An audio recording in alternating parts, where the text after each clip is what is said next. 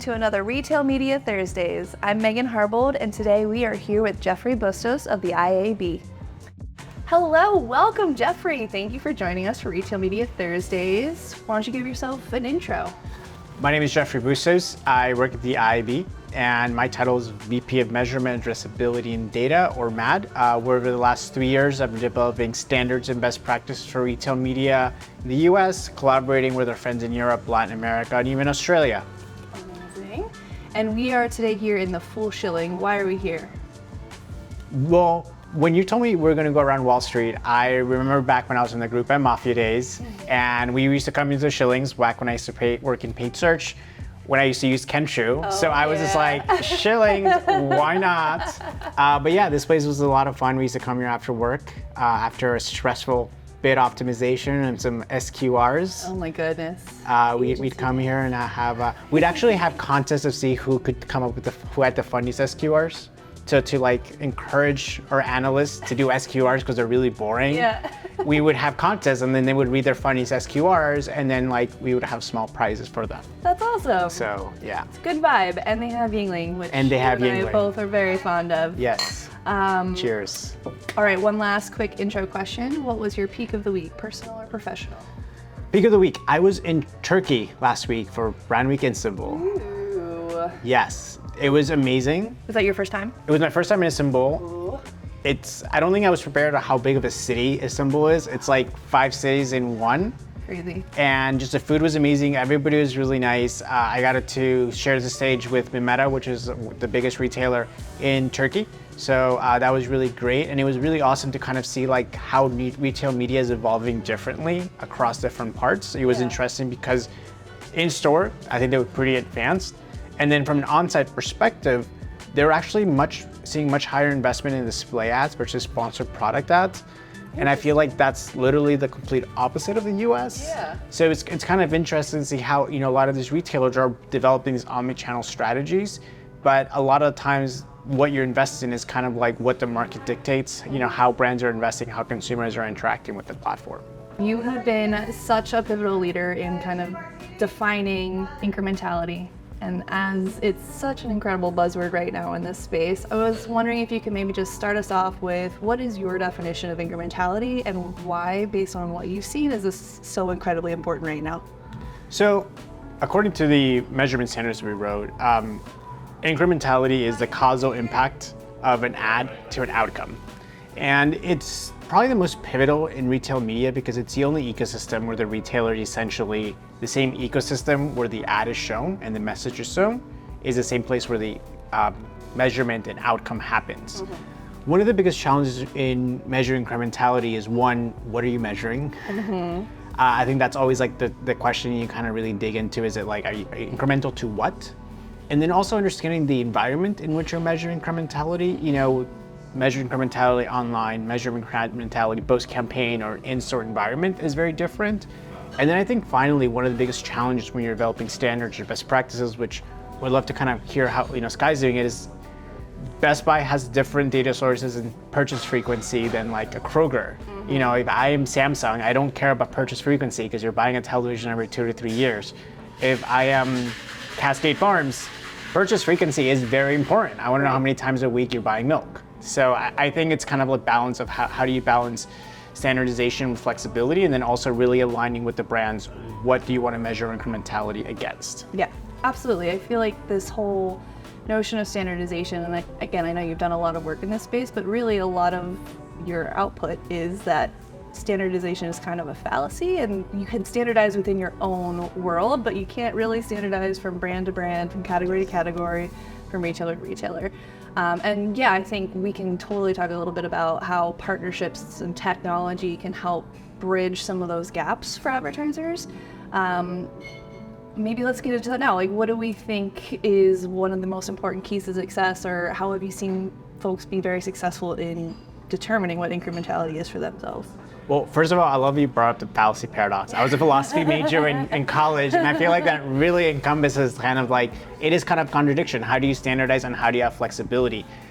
I think when we look at standardization or just measurement in general, I would say transparency. And that sounds so simple, but like if a retailer is just being transparent how they're measuring something and how the output is why the output is the way it is, this helps brands kind of really understand how to compare it. Yeah. And then I would say that when you're looking at incrementality, one, let's say you're doing a random control test, is really ensuring that you have the right control group and the test group in which you are having enough valid data in terms of the output, but then you also have a really strong objective of, based on the learnings that you're gonna get, what are you gonna do? Right. I think a lot of times with measurement, we love to do reports. You know, we'll go in and be like, hey Megan, here's a report, I will present the report, it's a really pretty deck.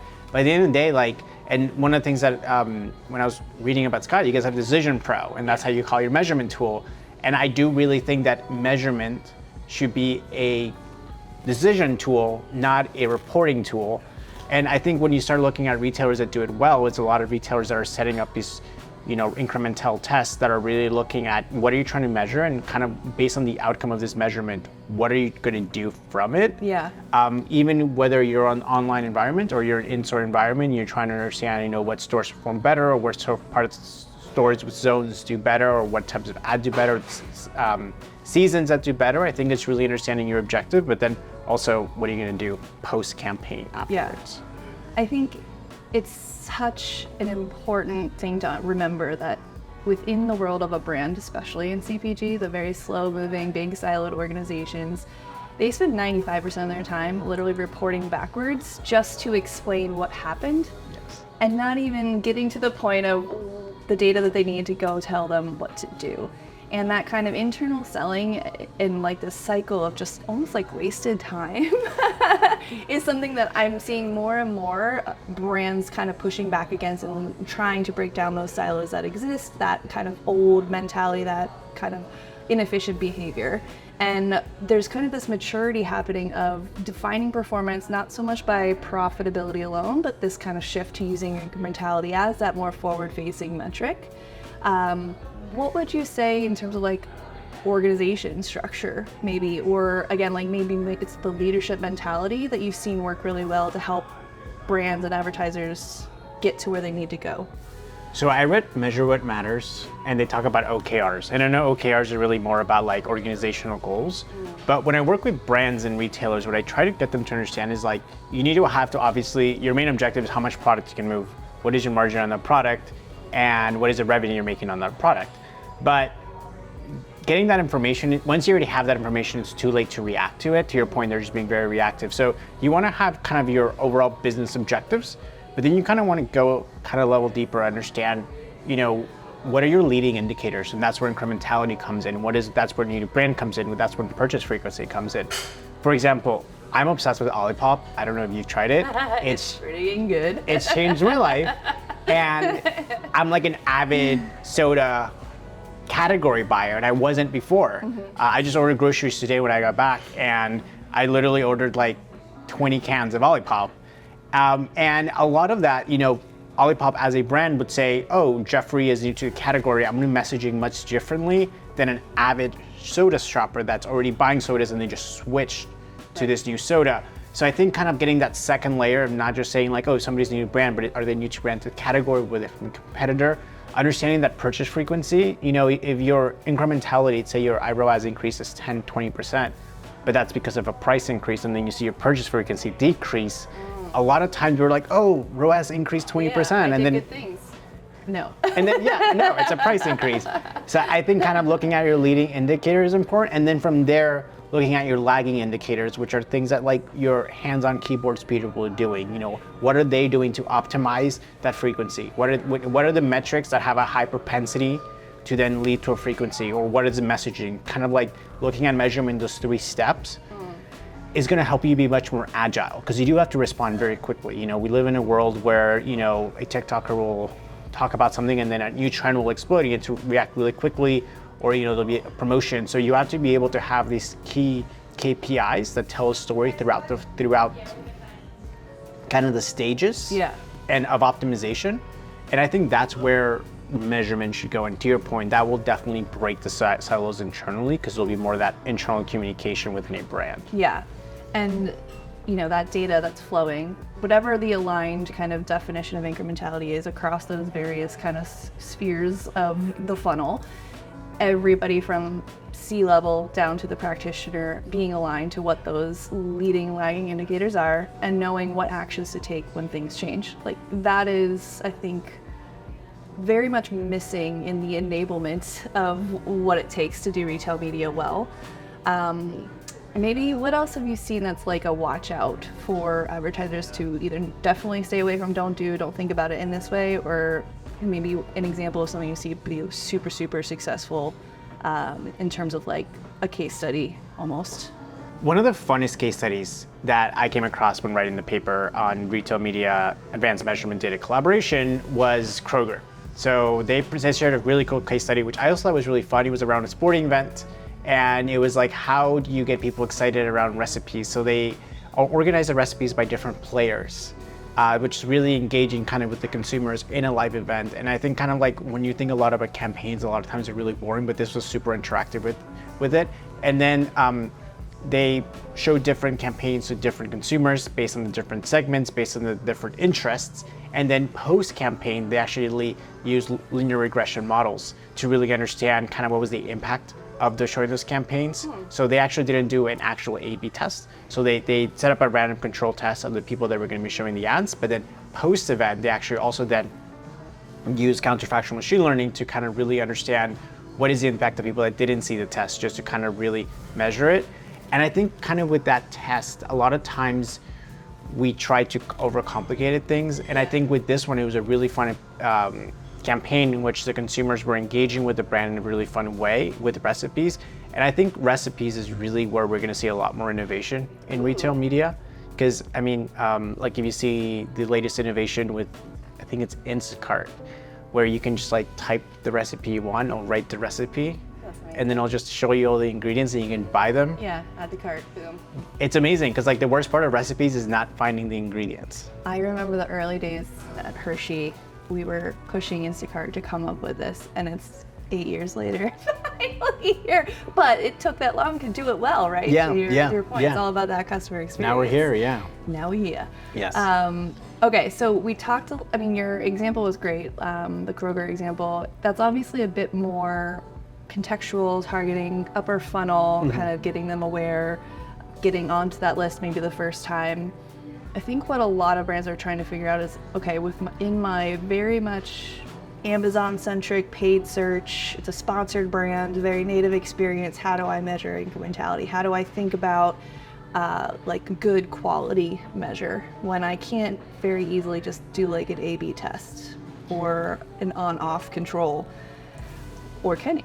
What are your thoughts here? So I think when you can't do it, one, depending on the test, I would say one, setting up ghost ads where you're able to measure kind of like do the A/B test from that perspective, and then you're able to really decrease the cost there. Or from another perspective, when you're really thinking about lower funnel, I think one of the things when you start thinking about sponsored product ads and incrementality, there's a lot of other factors within a campaign that will impact a sponsored product. And I think when you're within a sponsored product, you're really competing on conquesting.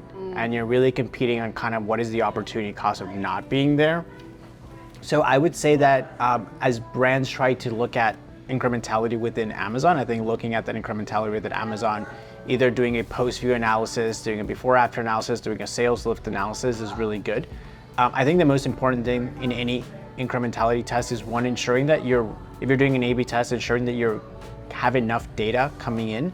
Also ensuring that you're accounting for data bias. So even if you have like 1 million people and you break out 20 million people and you show it to 8 million people, you're not really gonna show it to the 8 million people because not all of those people will be present. And you need to account for the fact that if you bid too aggressively, you can create extra noise into the campaign. So how can you create a most seamless tests? Yeah. So I think accounting for the different stages of data bias, which is right now why we're seeing a lot of retailers start experimenting with synthetic controls, which is like post-campaign, you find consumers that are behaviorally similar to the consumers that saw the ad and purchased versus consumers that didn't see the ad, whether they purchased or not, and then kind of doing counterfactual machine learning through that. I think with that, one of the things that we wanted to make sure is that, for example, if I search Frosted Flakes and I click the sponsored product ad and buy it, and you search cereal and you click the sponsored product for Frosted Flakes and buy it, in a standard RCT test, with an actual testing control group, you would have a higher incremental value than I would. Right. In using synthetic controls, we wouldn't. So one of the things we also recommend as part of the measurement standards is ensuring that retailers are accounting for search intent in kind of developing those models, just to ensure that you're weighting people's search intent accordingly when measured, when trying to do an incremental test. And is that a very subjective weighting, like you're applying that almost custom to your brand, your category, your level of competitive market share? Yeah, so we had a lot of debates on it, and we thought that we didn't want to say like you should weight brand versus non-brand searches differently, but we did say in an audit process you need to justify the weighting that you provided, and you can't just weight someone based on behavior, because behavioral context usually just look at demographics or specific interests, but I think a lot of times kind of like once you're already on that page and you look at search intent, you can account for a lot of data bias, especially since you're in a last click model. Me searching for a brand term and you searching non-brand probably means that I was exposed to a lot of other upper funnel media to make me want to, awareness media where you may not have been exposed to as much. So it does account for that sort of data bias and kind of weights it accordingly, so that other parts of media that I was engaged in, maybe those parts get more credit because they maybe already have a brand search. So how do you come up with that weighting without having a true multi-channel attribution model? Or is that another piece of this puzzle that you have to kind of create your own version of understanding how the consumers are flowing through the engagements that you have out there in order to do this well or not? No, to your point, I think you bring up a perfect point. I think brands need to start looking at MMM. I think MMM in MTA is incredibly important because I just read an article today from Paras from Georgia Pacific. Yeah. And he's like, your sales are incremental to you, so this retailer, but they're not incremental to me as a brand. So I think, an average consumer shops at 2 to 4 different groceries on a given month. So the idea that like the consumer saw an ad here and it was just impacted by that, retailer in that environment is not realistic. So I think brands should start looking at kind of what is the, multi-touch or within an MMM model, and start looking at kind of what is the impact of media in their investments. So I think brands should start investing within that. Because when you start thinking of kind of the evolution of measurement within retail media as a brand, the first thing now is brands are trying to say, how do I compare retailer A and retailer B? So comparing two retailers' performance. I think part B, which we'll probably see a lot more next year, hopefully, or maybe 2026, is what is the halo impact? If somebody saw an ad using Walmart data on Disney, what was the impact of that person then going to other grocery stores and buying that product? And that's gonna help brands really be much more efficient in their media. And it's also gonna lower the human capital cost, because now you can just choose a few different retailer data sets that have the highest level of halo impact against your overall sales. And that's really gonna help brands be much more intelligent when they're buying media, much more efficient, and then also be able to get that reach, which is a big challenge in retail media. Like, you don't have the same level of scale you do in other forms of programmatic. Excellent stuff. We could literally sit here over 5 more beers. I have so many questions, but I think we should probably wrap it. Let's go ahead and cheers for some incredible intel. Thank you so much. Cheers. And now, your favorite part.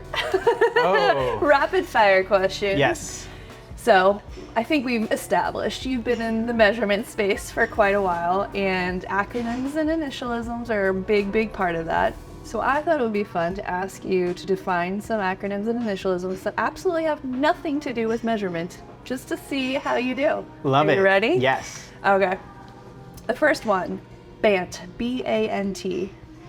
What do you think that means? I just thought of the word bears for some reason. Maybe because it sounds like BAM. Animals. So, it has to do with sales. I'll just give you that hint. Sales.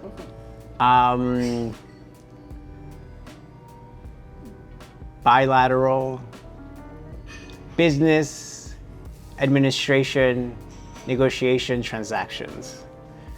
Not too terribly far off. It's budget, authority, need, and timeline. The sales qualification framework. That was one of the hardest ones. That was one of the hardest. I had this coming because my title, I wanted to be mad. So my coworker and Andrew and I spent like 2 weeks thinking of like how to make our title mad. That's how we came up with measurement, addressability, and data. That's awesome. I did not know that. That fits perfectly.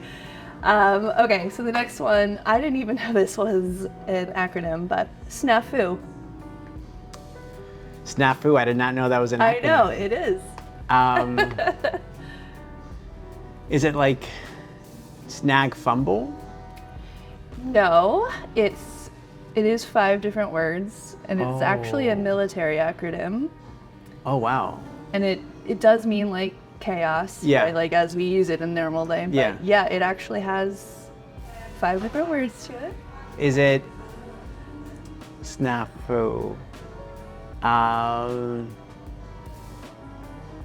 Trying to think of a word around chaos starts with an S.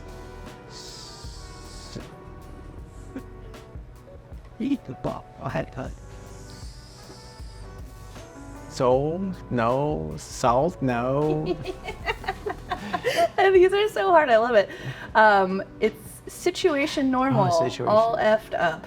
Oh, situation normal, all effed up. That is so much better. That's pretty good. I'm just going to start using that. I know, just say that instead of snafu and see who was like, what? Yes. Okay, the next one is TLA.